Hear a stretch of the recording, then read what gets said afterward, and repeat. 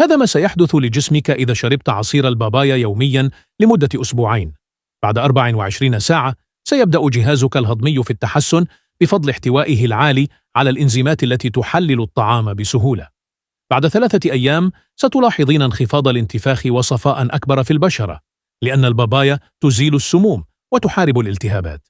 بعد 7 أيام سيعمل أمعاؤك كساعة دقيقة بدون إمساك ومع امتصاص أفضل للعناصر الغذائية.